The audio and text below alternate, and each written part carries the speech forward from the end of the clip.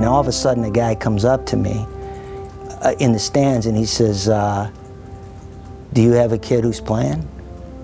And I said, yes. He says, well, I haven't seen you around because I'm the father of one of the Houston players and you must be from Michigan or you have a kid on the Michigan team, right? I says, yes, I do, as a matter of fact. And that was the extent of it. He says, well, where do you come from? I said, well, I live in Farmington, but I teach at Brother Rice place. It's a suburban school outside of Detroit. You probably would not be familiar with it.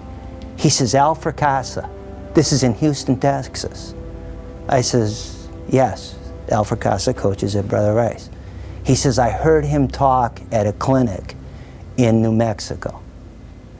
He said he's one of the greatest speakers around, and that program he has at Brother Rice is unbelievable.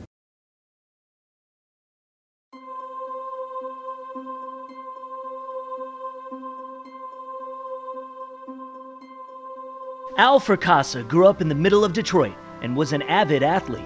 At Northeastern High School, Al would later be named the Detroit Public High School Player of the Year in baseball.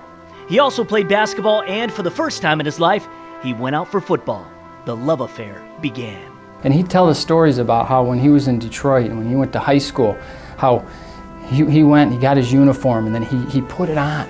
And he went out back in the alley behind his house, and so no one could see him, and he would run around, and he said he had so much pride in his uniform, and he taught us those things. I mean, he'd say, every Friday night before your game, take your helmet home and polish it and clean your shoes, and you'd be cutting the threads off your uniform, and he really wanted you to look like a professional. Fracassa earned a scholarship to Michigan State as a quarterback. This was the golden age of Spartan football. MSU had a 28-game winning streak, and they were national champs in 1952. Unfortunately for Al, there were 3 quarterbacks ahead of him, and they were all All-Americans. But as the scout team QB, he really learned the game inside and out. After a stint in the Army, he became a teacher and coach, and after a successful number of years at Royal Oak Shrine, in 1969, Al took on his next challenge, Brother Rice. 42 years later, he's still here, because coaching is much more than X's and O's. I think it teaches kids how to be tough mentally. I think it helps them realize that maybe depending on the teammate is important. And I think it teaches life's family values and being part of something that is bigger than you.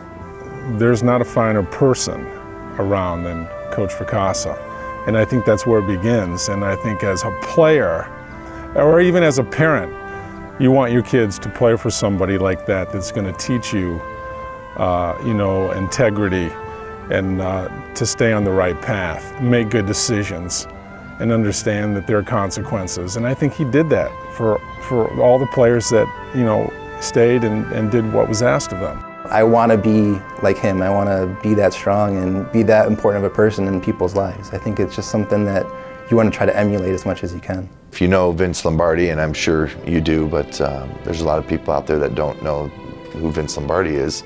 They named the NFL World Championship trophy after him, and this guy's an Italian guy like Al, and he's about the same size as Al, but and about the same vinegar in his blood as Al, if not maybe less.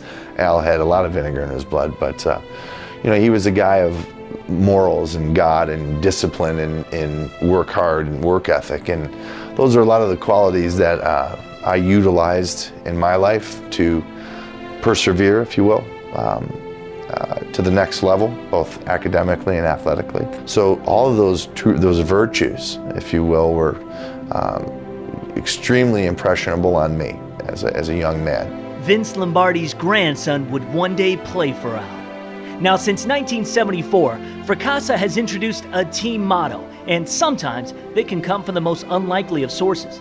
After the mythical state championship season of 1974, Al was racking his brain for the perfect follow-up. He noticed a saying on a tea bag. It's got contentment with past accomplishments, stifle future achievement. I looked at it, I said, there it is, that's it. These sayings would be the rallying cry for every season, but a few, let's just say, took some getting used to. My senior year was power of teamwork, so try to put that into a pregame cheer. But I definitely think that it was, still a good team motto. Don't let them fool you. They love it. Even this year's motto holds personal significance. State forte, which means stay strong. And it's just, we will yell it to each other during like the hardest drills, and it definitely motivates you, especially when he says it too. It's a good motto. I'm happy with it.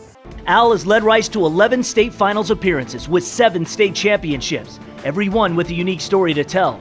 The Hart boys' dad, Kevin, was captain of the '74 team that was awarded the state championship by the press. They are arguably considered the greatest Brother Rice football team in its illustrious history, and they knew it.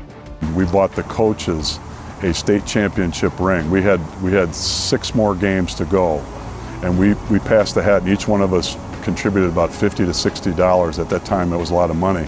And we went to Jostens and bought the coaching staff state championship rings. And if Coach Fracassa had ever heard about that, he would have killed us. But that's how it was. We said, this is what we're going to do. We're going to go undefeated, and we're going to win the state championship after the 3rd game. And to bring it full circle, the latest Warrior team to earn state supremacy, 2005. This was a team that never gave up, and the hurdle was Orchard Lake St. Mary's. The 2004 season for Brother Rice ended at the hands of the Eaglets in the playoffs, and despite losing twice in a row to Orchard Lake St. Mary's to end the 2005 regular season, the Warriors finally upended OLSM in the playoffs and eventually earned the state crown. I didn't want to even take off my helmet.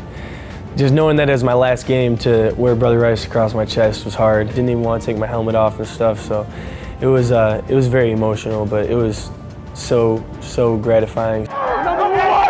It's exactly what you dream about, and it was good to get the win for Coach Fracassa.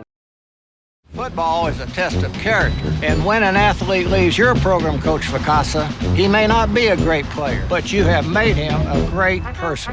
In 1997, after NFL wideout Pete Mitchell nominated his old high school coach, Al was named the National High School Coach of the Year.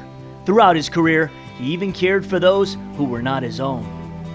When I got my football scholarship to Michigan State, I went out to my mailbox a couple days later, and there's Brother Rice stationery, and I opened it up, and it was a letter from Al Fracassa. And he said, Jeff, you're not only representing Catholic Central, you're representing the Catholic League. Make us proud. If there's anything I can ever do for you, let me know, Al Fracassa. 3 times he was offered a coaching position on the Michigan State staff, twice by the Detroit Lions. Instead, in Al's mind, he reached the top of the mountain a long time ago. He's been married for 54 years to his high school sweetheart. And, oh yeah, he's the winningest coach in Michigan high school history. I have no regrets, It's money isn't everything. It's how you live your life, and I'm pretty simple, and I got a wonderful wife, and I enjoy working with young people. I always get older, but they're always the same age, and this kind of makes me feel young all the time.